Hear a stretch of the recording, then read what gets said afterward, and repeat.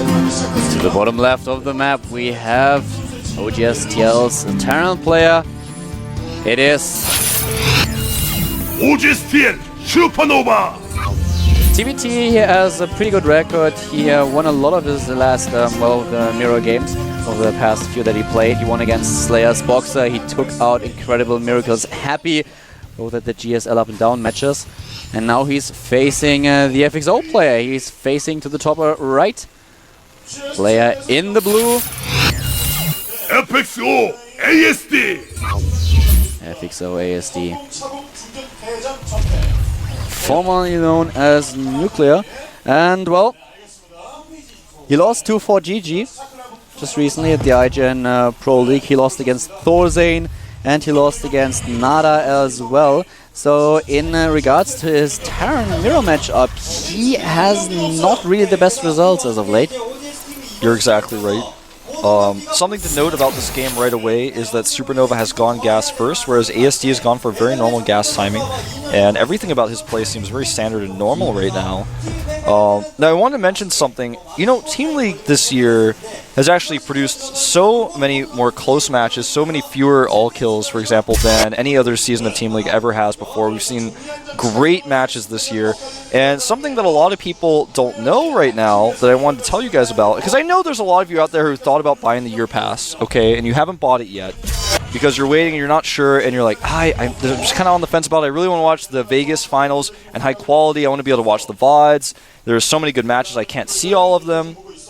But some people don't know that right now, until April 9th, Korean Standard Time, all the yearly GSTL tickets are 10% off. Yeah. So if you want to buy those right now, they're 10% off. And I highly recommend doing that, especially if you've never had VODs before. You can watch the VODs in super high quality. You can watch me, you can watch Kaldor, you can watch Moltrap as well. Anyone who's casting GSTL, any VODs will be available to you, and it'll be for the entire year. So just consider that right now. It's 10% off. And you should also tell your friends. It's one of the things that we mention quite often, but it's definitely true. There are a lot of people out there who don't really know the GSTL and the GSL. For some people, it's a little bit inconvenient because of the time zones. But with the VODs that you have access to, it's definitely something that you should make them aware of. So yeah, let's just spread the word out. Yeah, you definitely want to, if your friend wants to watch StarCraft, tell them to buy a VOD pass, because the thing is, if someone's trying to get into StarCraft, they're really curious about it, they're not going to want to stay up until 4 or 5 o'clock in the morning just to watch it for their first time. Show them your VODs. Get the VODs. If you have the VODs, tell your friend to come over to your house, and your friend's going to get really interested and excited. He's going to want to get that premium ticket as well. And you should also tell your friends to get on Twitter and follow GOMTV. They give a lot of updates on these matches. And you can follow myself at ProxyWolf and last but not least, Kaldor. Of course, Kaldor's not the least man. He may have the least hair, but... you had to pull the hair joke. You had to pull the hair joke. I was waiting the entire day and was okay. The last matches are going to start. He didn't do it, but yeah. You were just waiting for your chance. I was, man. I took it. I took my chance. I went for it. Double gas now going down for Supernova. He's already taken his expand. It's just going to be a Banshee expand. And he's going to have his Banshee out fairly quick because his opponent did go for a normal gas time, whereas he went gas first. So it depends on if he goes Viking first here, he's going to be able to defend it, but he may lose a few SVs. But it looks like he wants to go for a drop because he wants to do a Hellion Marine drop, Slayer style. That looks like that's the build he's got planned for this map. So the Banshee could potentially do a lot of damage.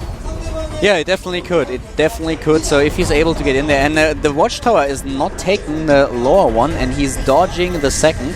So no, he's actually trying to. Is he going to use the Banshee to do this? I don't like this. That shows the Banshee. I really don't like that. But he's going to start a Viking right away now, and the drop has not been seen. It's an odd choice. Yeah, you show the Banshee, you give your opponent the option to just build one Viking and suddenly be safe against it. Of course, he didn't commit too much to it as he skipped Cloak, but... He's going to go back home too. I don't even think he's going to try to do it now. He just scanned and he was like, alright, you have a starport, you're just going to stop this. But I think the Viking would have been made either way, but I still think he could have gotten a few SCVs if he didn't do that. Now he's going to see this coming. Now this is huge, and that's one thing he really gets an advantage from not sending the Banshee for, is he sees this push coming, and to defend this push, he's just going to have to stop the drop from unloading. His command center that he made is in his main base, so he should be completely fine against this, and ASD is going to be very frustrated And he's even going to damage some of these Marines potentially here before the drop occurs. ASD in a tough spot now. There's a wall off here. There's so many Hellions at the top. He's missed his timing, and his opponent's SCV count is getting better and better by the moment. I think they're actually even, aren't they? 29? Yep. Yeah, I think they're even in supply at this point. But not for long with that second command center. Exactly, with the second command center, it's obviously a huge upset here for ASD. He doesn't have one, he doesn't have an expansion. So this is going to be tricky. He's going, obviously he has attack advantage, so right now he's going for the siege mode upgrade for his tanks. He has tanks out already, and this is exactly what he has to rely on. Yep, indeed. And it looks like right now Supernova is feeling really confident to take control of the center, despite the fact that those units are on the map. He's going to have so many Hellions, I don't care. He's actually going to fight here. I don't know if I like the way he's engaging this, though. He's losing a lot of Hellions, and because he's lost so many now, ASD now has a timing where he can actually just gather his forces together and go for a push at the natural. With that tank and siege mode ready, he's going to go for a big push now. If he can actually siege up on that high ground there. Does Supernova know that there is no expansion? No, I feel he thinks there's a command center in the main. I think he's really underestimating his opponent's attack power here. ASD is all in. He has to do a ton of damage here. He has no expansion, he has the tech, but at this point, if he starts to build a command center right now and retreats, he is so far behind in economy, he has to do damage, and he might be able to pull it off with those siege mode is done for ASD, and siege mode has only started for Supernova, and I feel Supernova has way underestimated his opponent's power here, and I think he might just be taken out. Tanks are on the way to defend. He's going to have to repair this bunker for a really long time. The air control appears to be in ASD's favor as well, so consider that. He's pulling a lot more SCVs at this point, and the first SCVs are taken down by the siege tanks. He can't just go in now and take the bunker down. This is exactly what he does. And oh no, because the SCVs are not pulled, they now cannot escape no matter what. He will lose all of his SCVs and the command center most likely. This game, I think, may be over. It's gonna be tough for Supernova, but he might be able to pull it off. Is the co-orbital command going to die? This is the main question. If he's too much out of position with the Marines, then suddenly the tanks are exposed. So he has to be careful here. Siege tanks now ready for Supernova as well. This will make it a lot harder for FXO to engage. I can't believe he saved the orbital and some of his SCVs. I just cannot believe that his opponent did not chase the Vikings. He wants to use the Vikings for vision, but he has a medevac there, and his opponent has no Vikings nearby. Either way, I still think ASD is in a great position here and probably will still win this game, but he could have done so much more. Oh, that was a huge misstep. And now with Stim, Supernova's trying to target down siege tanks. The Banshee doing some damage as well, but ASD still with a huge lead in units. Very, very well done. He didn't even lose a tank to this, so he takes down a lot of units of his opponent. He's repositioning his factory. Supply 49 supply against 62, if I saw that correctly. And the factory taking so many hits here. He's camping the starport, so any Viking that pops out for Supernova will die instantly. In fact, he should probably cancel that one he's making now. It's not going to be useful in any way. It's not going to be useful on the ground or in the air. And he tries to take down the siege tank. Not yet, there it is. Not dead yet, but there it goes. No command center whatsoever for ASD, as you mentioned. He completely commits to this, and at this point he could just he could actually just use his tanks, walk in there, and just kill the siege tank. He doesn't even have to siege up. Yeah, it looks like that's what he's considering doing here. He's actually just slowly, patiently moving forward here. That drop is going to be so effective because there's nothing to defend it. And he is just slowly, I mean, this is the tortoise move here. I mean, he is slow and steady wins the race. But to be careful though, he does actually stop rallying, smart choice, and this will allow him to defend this drop. The one thing that he might have been overlooking actually turns out he is not. The tank is going to take one more volley before it dies. Vikings are landing, and look at this. Yeah, in the main base, this drop is definitely going to die. The medevac is down, the rest of the units as well. ASD, look at him playing so well here against Supernova. Two tanks are sieged up in the main base, and slowly but steadily ASD is sieging up. Another tank dies for Supernova, but this is just getting so intense here because Supernova's buildings are now pressured. He even has to retreat with his production buildings because the siege tanks are getting into range. And, well, I don't know how exactly he's supposed to defend against this. He's still one base against one base, and we have a much higher tank count at this point for ASD. I just don't think it's possible, Keldor. He can't even build Vikings, so he can never have vision. He doesn't have enough scans available to continue to scan to get vision. It's just not possible. And ASD is being so patient, so safe. He stims! Eats a shot, though, and that tank, I believe, is still in range. And I think Supernova, he just got sniped. He did, and ASD was the last person I expected to see against Supernova, and it looks like he is just proving that he can actually win a game. Supernova, I feel, though, way underestimated his opponent's power and these his strength in Vikings. his push. He has the air control, so he does not have to rely on the scans in order to make use of the full range of the siege tanks, and he can take down tank after tank after tank. And Supernova at some point has to attack. At some point he has to attack into the tanks of his opponent. 36 Marines to 26, 7 tanks to 2. The factory has been repositioned. It's no longer producing siege tanks. Things are looking unwinnable. This is impressive. This is really, really impressive. ASD with a brilliant play. Now a Viking dies, and once again an air domination for ASD. He's killing the last tank of his opponent. And we're going to see some tanking on these barracks. He can't target. SCVs are running in, but I don't think it'll matter. Mana Mules, and GG. this is it. GG! FXOpen takes a lead. 1 win away now. And who will OGS bring out? Will they bring out Vines? At the FXOpen, they are so happy. Yeah, I think they're really stressed out about the choice to use ASD there, especially against Supernova. Supernova way underestimated his opponent. He played too greedily. Did not expect his opponent to go for an all-in, did not double check for expansions. And that's part of the problem when you decide not to use the Banshee aggressively to kill SCVs. You also lose scouting information from that, and he wasn't able to tell what was going on. Mr. Che, if you're listening, I want the heart monitor for players.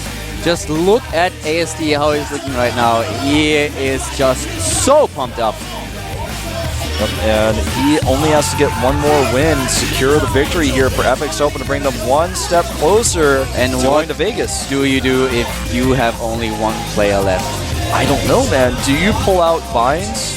Vines, Zenyu, Hero. We have all these players still in the lineup. It's going to be either Vines or Top, I think. And I don't think it'll be Top.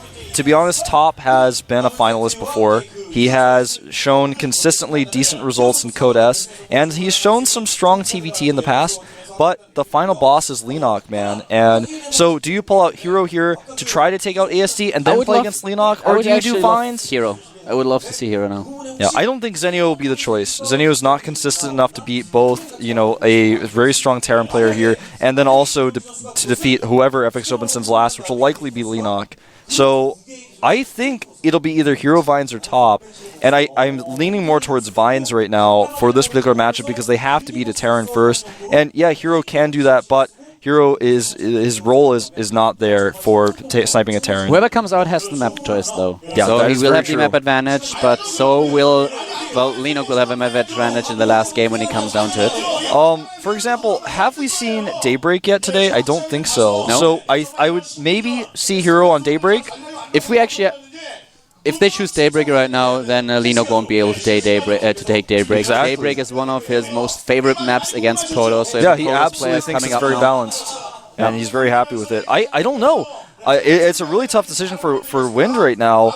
I think Hero on Daybreak or Vines on Daybreak, maybe Top, but I mean, right now with the situation, I could see him thinking about Top, but I just don't think he'll end up choosing him. We're actually going to take a look at the replay just very briefly here as Coach Wind makes the decision. So we're going to see here, he scans, but he doesn't know if there's a commence or not. It's not known to him. And with the build that he's seen so far, it looks like a one-base all-in, or at least a one-base pressure with the drop. He scouts it, but then he expects his opponent to expand, and he thinks he's ahead. But in reality, Supernova has played too greedy. He gets his siege mode way too late. He has Hellions, which he loses, which could have bought him a lot more time. And, I mean, we're going to just watch that unfold now. Yeah, he misread the situation. Absolutely misread the situation. He didn't even see the add-ons for the buildings. Yep, completely in the dark. Two things become. Look at he loses Hellions there, and that means he can no longer buy time. He needed to buy time for his own siege mode, because if you have siege mode before your opponent and you get that position on top of the ramp, the game is over, man. Unless, barring a huge mistake, the game is over. He also did not save his units here. A lot of them get trapped and taken out. So that was that. We saw a brief little recap there. I am really excited. I'm looking at Hero, like right behind me right there, and he's like touching his face a lot. He seems really nervous, and I think the choice may have been made, man. I don't know. He looks really stressed out. It may just be stressed because his team is one game away from losing, but I think he could be the man. He could be the guy. Whoever it is, I would be stressed out if I had to take not only ASD now, but I knew that Lino was still waiting, and even if I was able to take down the Terran player for FXO, I would have to face Linox on Linox map. Yeah, so who will it be? This is such a pivotal moment. I think it's going to be Hero. I think so too. And he's moving, and it will be Hero. Woohoo! Wind has made some really ballsy choices today, but I love it. You know, I was talking to you about that on the break. I just like that he makes the choice that seems riskiest, but has the biggest chance of paying off. Yeah, and in regards to Supernova, he was definitely rewarded for it. When he came down to Juke 2, it was a little bit odd. There are a lot of players in the roster that, in my opinion, are definitely stronger than Juke 2. We talked about it. There are 5 Code S players in today's lineup for oGs-TL. In total, they have 6 Code S players, but one of them is currently at MLG, as is Oz. I can't tell who's talking to him. Is that Top in there with them? You can actually see it. I couldn't tell who that was, but it was Top. Yeah, I just got confirmation. Look behind me, he's over there. But you know, Top, obviously a really good player and really good friend of OGS players. Now, from here, Hero's handsome hair and good looks aren't necessarily going to be enough. He's actually going to have to play perfectly against ASD. He's not going to be able to make any mistakes, but I love this choice. Now, it's got to be Daybreak. It has to be Daybreak. It's no doubt in my mind it's Daybreak. It has to be Daybreak because, like you said, that puts Linox in a position where he has to play against someone who's good at PvZ, not on Daybreak, if they choose Linox. So it may put FXOpen in a position where they're like, well, I don't know, maybe I should use someone else, like Weekend, for example, or maybe I should use Tier in a PvP rather than to play with Linox. So the choice here of Daybreak, it just has to be. There's no other choice could be it. But I think we're going to take a break before we find out, so I guess you guys are just going to have to be patient. Hero has a really sick record against Terran lately. And we have the 5-minute break, then we'll get back and give you guys some statistics on Hero and of course on ASD as well. So get ready, get prepared, get some popcorn, get a beer, whatever. And then we'll start with the next match between Hero and ASD here at the GSTL FXO against oGs-TL with Pennant.